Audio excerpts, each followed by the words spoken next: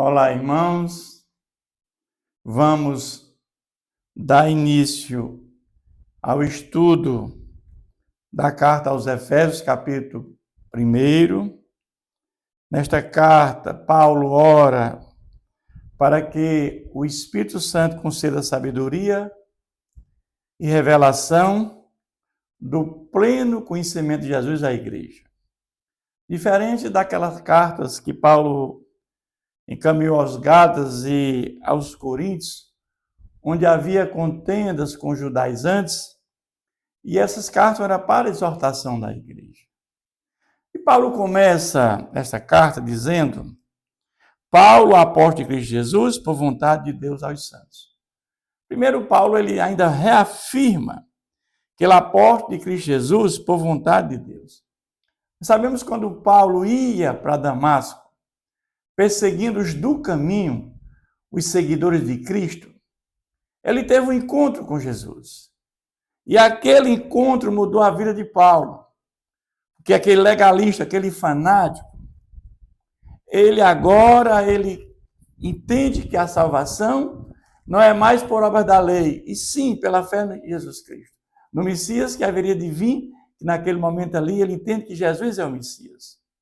E ali ele é escolhido para levar a mensagem salvífica de Jesus para judeus, gentios, para reis. E é dito que importa que ele sofra pelo nome de Jesus. Então ele vai dizer aos santos, aos convertidos, que vivem em Éfeso e fiéis em Cristo Jesus.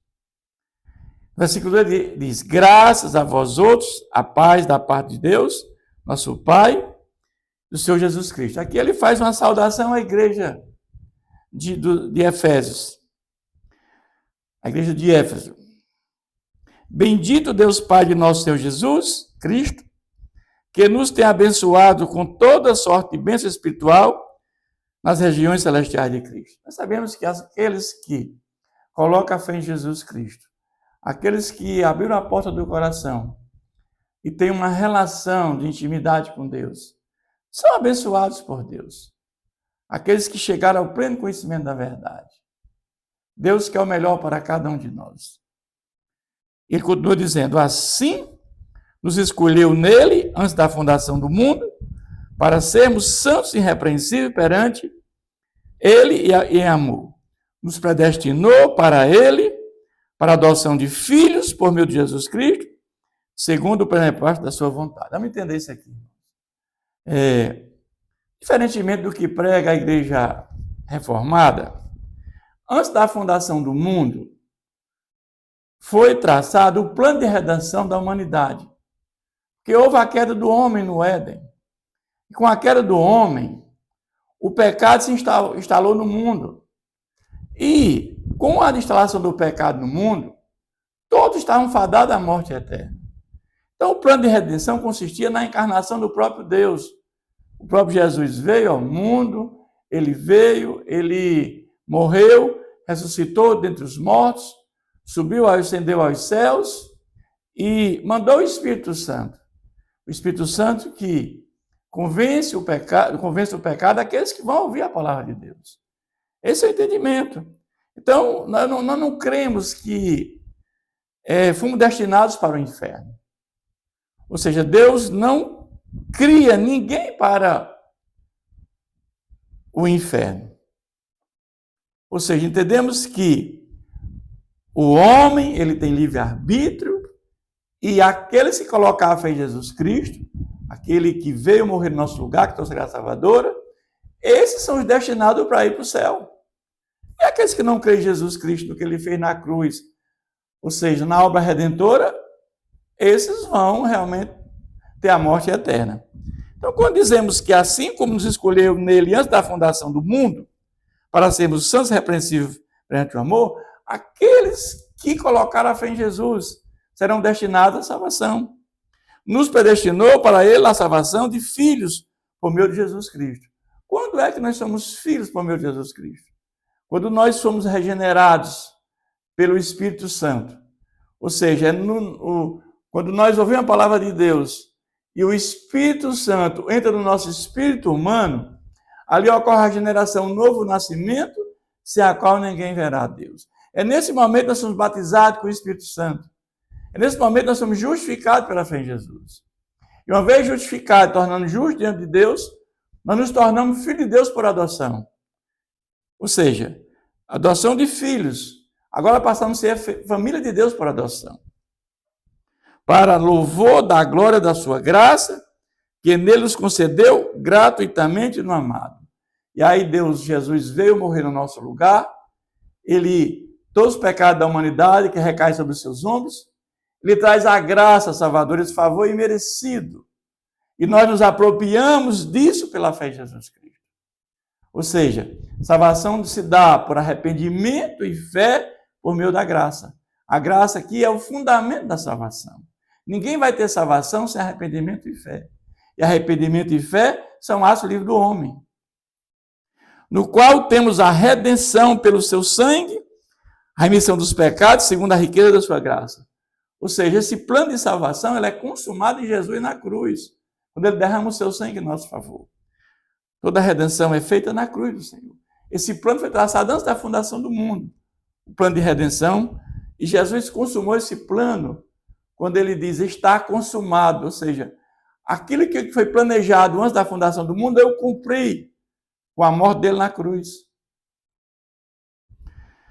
Que Deus derramou abundantemente sobre nós em toda sabedoria e prudência, desvendando-nos o mistério da sua vontade, segundo o seu beneplácito que propuseram em Cristo, de fazer convergir nele na dispensação da plenitude, nos tempos das coisas, tanto do céu como da terra. Ou seja, o mistério da sua vontade era esse, era o plano de redenção. Porque o pecado que foi instaurado no mundo, lá no Éden, com a queda do homem, ele ali trazia a morte eterna para todos. Não haveria salvação se Jesus não tivesse vindo. Não, nenhum outro naquela cruz salvaria a humanidade. Por quê? Porque Jesus foi o único nascido de mulher que não teve pecado. E somente Jesus poderia nos livrar da morte eterna.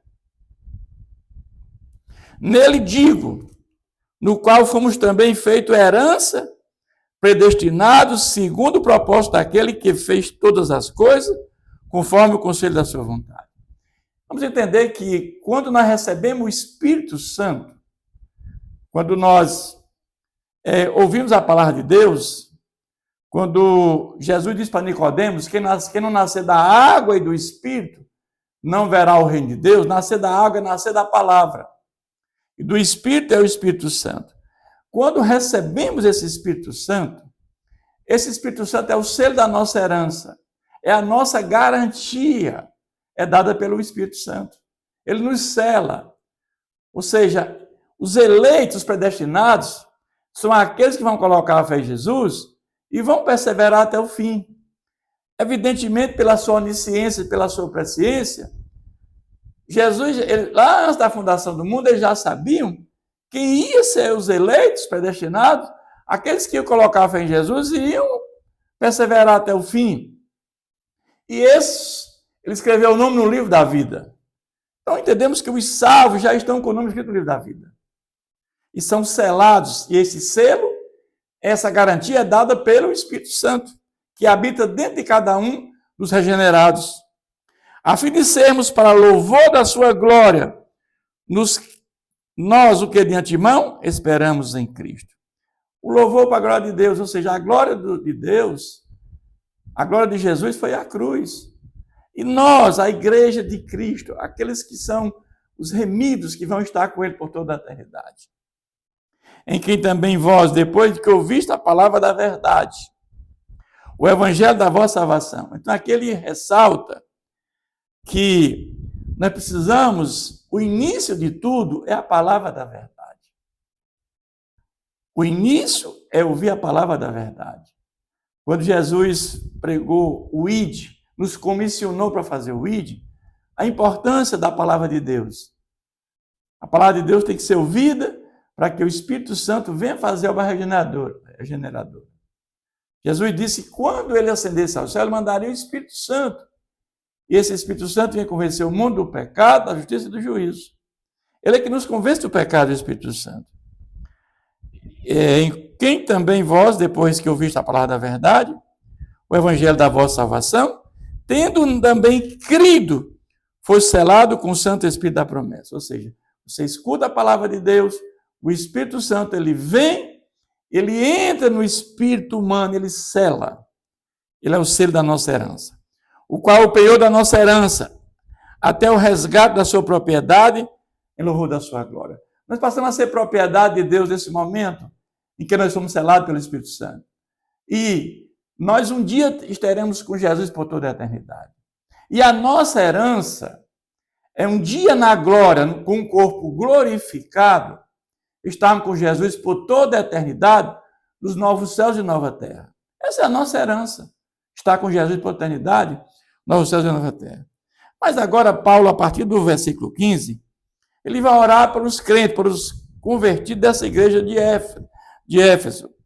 Por isso também eu, tendo ouvido a fé que há entre vós, no Senhor Jesus, e o amor para com todos os santos, os convertidos daquela igreja.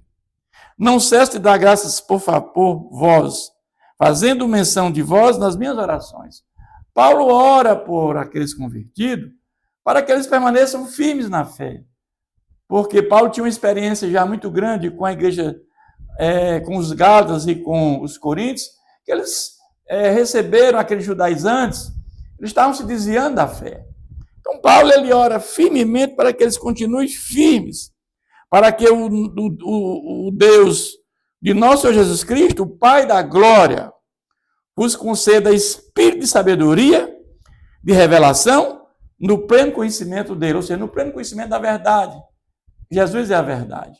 Então, Paulo ora nesse sentido para ele se manter firme. Mas Paulo aqui não tem nenhum problema com essa igreja de Éfeso, nesse sentido, que eles estavam sendo atingidos por aqueles falsos irmãos, iluminados os olhos do vosso coração, para saber qual é a esperança do seu chamamento, qual a riqueza da glória da herança dos santos.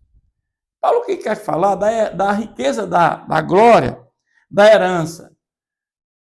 A gente não pode nem imaginar a riqueza da glória, um dia estarmos com Jesus por eternidade. Essa coisa grandiosa, que olhos humanos jamais viu o trono de Deus. Paulo tinha essa experiência porque ele chegou a ver o trono de Deus. Paulo esteve no trono de Deus, ele viu a glória de Deus do seu trono. Paulo esteve no terceiro céu. Então, a riqueza da glória é uma coisa imensurável. Paulo comenta isso aqui. E qual a suprema grandeza do seu poder para os que cremos segundo a eficácia da força do seu poder. A força dada pelo Espírito Santo, o qual exerceu ele em Cristo, ressuscitando dentre os mortos e fazendo-o sentar à sua direita nos lugares celestiais. Quando Jesus foi à cruz e morreu e ressuscitou, isso foi feito pelo Espírito Santo. Jesus ressuscita e ele vai para o paraíso, naquele momento. E aquele ladrão na cruz, quando ele coloca a fé em Jesus, ele diz: hoje mesmo estarás comigo no paraíso. Então a alma, tanto de Jesus como daquele homem, naquele momento foi para o paraíso. E quando o Espírito Santo ressuscita Jesus, no corpo glorificado, agora Jesus está agora num corpo glorificado. E quando Jesus ascende aos céus depois de 40 dias da sua ressurreição, fica aqui para mostrar que ele realmente ressuscitou, para que não houvesse nenhuma dúvida com relação à ressurreição de Jesus. Que foi o maior evento da história da humanidade. Porque se Jesus não ressuscita, todos nós estávamos fadados à morte eterna. Não haveria nenhuma conversão, não haveria nada. Então, na realidade, ele ressuscita, Jesus está lá no céu hoje, com o corpo humano glorificado. Jesus tem natureza humana e divina. E está sentado à direita de Deus Pai, reinando. Ele reina lá do céu, nos lugares celestiais. Acima de todo principado e potestade, poder e domínio, de todo o nome que possa referir, não só no presente século, mas também no século futuro. Todo o poder foi dado a Jesus. Ele é que manda. Ele tem a chave do céu e do inferno. Ele é que manda em tudo. Jesus manda em tudo. Ele sabe exatamente o dia da sua vinda. Quando ele voltar para arrebatar a sua igreja, ressuscitar todos os mortos que morreram em Cristo, subir com ele no corpo glorificado. Ele vai concluir esse capítulo dizendo: e pôs todas as coisas debaixo dos pés, e para ser o cabeça sobre todas as coisas, o deu à igreja. A igreja é o corpo de Cristo, ele é o cabeça. E essa atribuição que ele deu a cada um de nós, de levar a mensagem salvífica de Jesus, cabe a nós agora, a cada um de nós que fazemos parte da igreja de tudo. O qual é seu corpo, ou seja, nós somos o corpo de Cristo, a plenitude daquele que a tudo enche em todas as coisas. Essa atribuição agora é nossa, de levar a mensagem salvífica de Jesus, para que muitos venham ouvir essa palavra, e o Espírito Santo venha convencer do pecado. E muitos venham ter novidade de vida, e venham ter conversão, e venham ter salvação e vida eterna. Essa é a mensagem de Paulo, que ele começa nesse primeiro capítulo à igreja de Éfeso, e que ele ora para que eles tenham sabedoria, revelação e pleno conhecimento de Jesus. Que Deus nos abençoe sempre.